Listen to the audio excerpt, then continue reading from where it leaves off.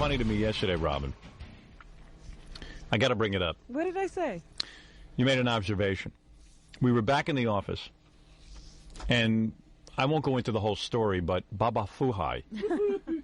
Well, I observe him more than anyone else. Robin's unbelievable. She is a Baba Fuhai observer. A Gary expert. Yeah. She's a Gary expert. And I'm sitting back there, and I'm having an argument with Gary because I got very frustrated. I'm going on vacation next week, and Gary had to arrange some office stuff. You know, people to answer the phones, whatever, what have you. And finally, I turned to Gary, and I just said, Gary, I know what you're going to the reason I hired you is so that you could take care of trivial crap like this. Don't bring it to me. He goes, well, Wolf, I have to bring it to you because Tom won't listen to me. No, I didn't say Tom wouldn't listen to me. I said that Tom won't listen to me on this. When it comes to matters of money, right, and me trying to get more money out of the office, I don't have to wait with Tom. Your quote was, Tom doesn't take me seriously on these issues. So Gary leaves the room, and Robin says to me, well, of course Tom doesn't take Gary seriously in any way. Look at how he dresses like a Cub Scout. I said, you're right. I said, look at him. I said, the guy wants to be taken seriously as a producer. He wears these shorts that look like Beavis and Butthead. You know, everyone around here, like, seriously, the way and then I looked at you and I was like, oh my God, you look retarded in your outfit. We said you looked like you were going on a camping trip. Yeah. How can anyone take you seriously about anything when you dress like that? I don't think that has anything to do with it. I think I've proven. Look at the shorts. You and go look in at the big hairy legs. Office with the hairy legs hanging out of your pants. And that's you what want to talk business. I mean, you don't even look like and you're wearing like one of those T-shirts that the audience sends in. This is a cop T-shirt. Just like I the know. Ones you wear. Yeah, it looks. Yeah, that's the problem. Just like the ones you wear. You're not me. So if I wear what you wear, I'm a moron. But if I wear what you don't wear, then it's stupid. First of all, I look 20 times more professional and presentable than you do. You get it. Listen, I'm not supposed to be you, so let's not compare it. Yeah, but you get more dressed up now because you do the E-show. Before that, you even wore then, sweatpants every day. I never but I'm wore, not you. You're I Howard wore Stern. sweatpants to work every day. Yeah, just about.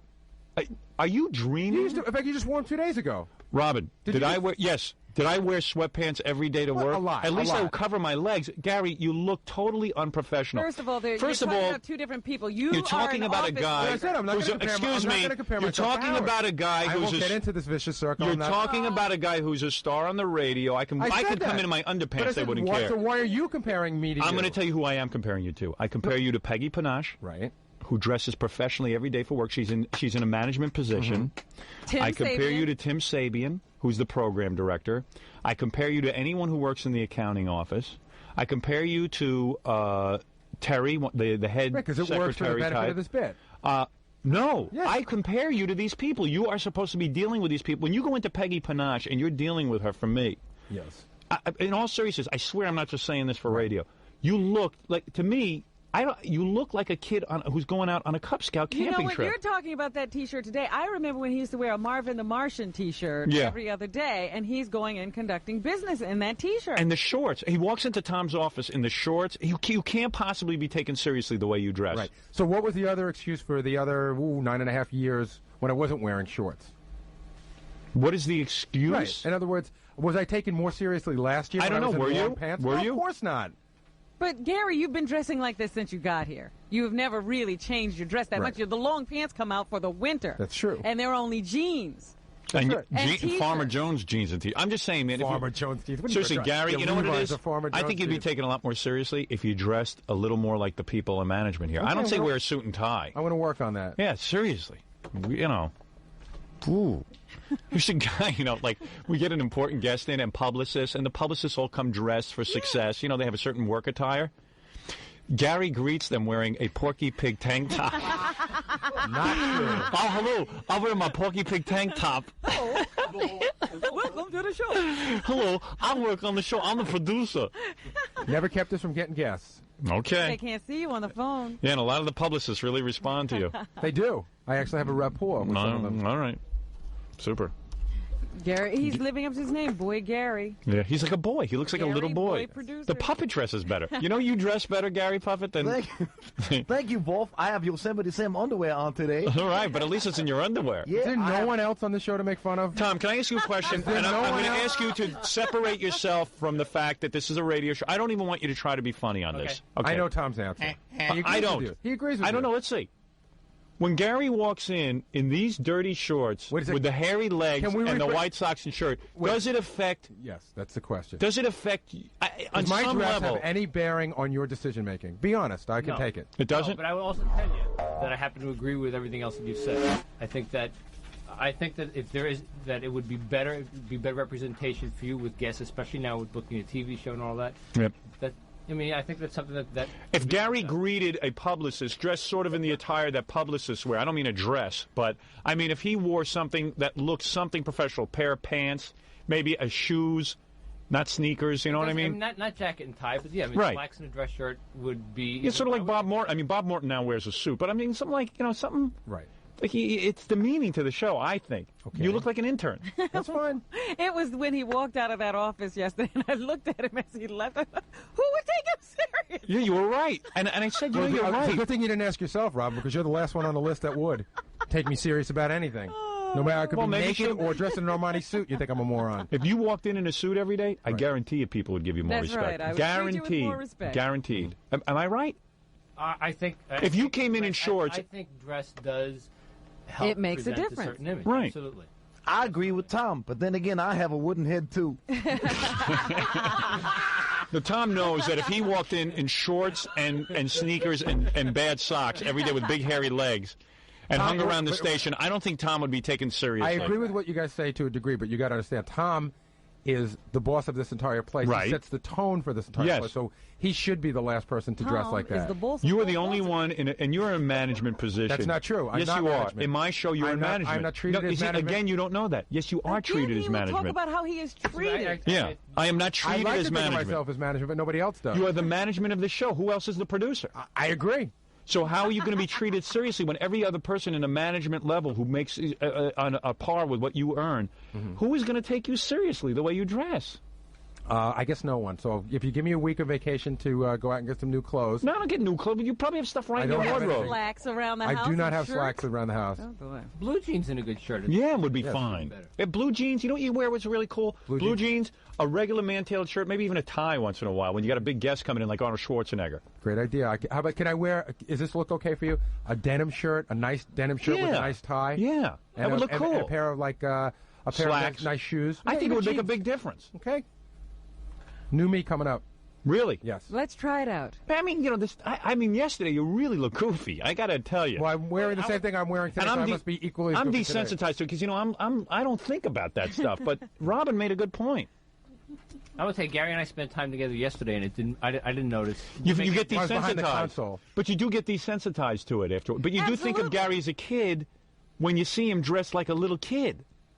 No, I mean, I've always thought of him as the producer of the show. Really? Yeah. But when did you take it? I appreciate that. I know I would take him much more seriously if I saw him. See, Tom doesn't realize it because it's been so long. Gary has never presented a professional demeanor, and he's never taken. I'll give you a primary example. Remember when Chernoff was working here? He was the program director. He used to wear like bad clothes and everything. I was almost going to say that. One of the first things that I told Mark when he came here was that he should change his style of dress. And he started wearing suits to work. And I got to tell you, on some level, I did look at the guy differently. I know it was very subliminal. You made fun of those suits. Yeah, but I did think of him as management.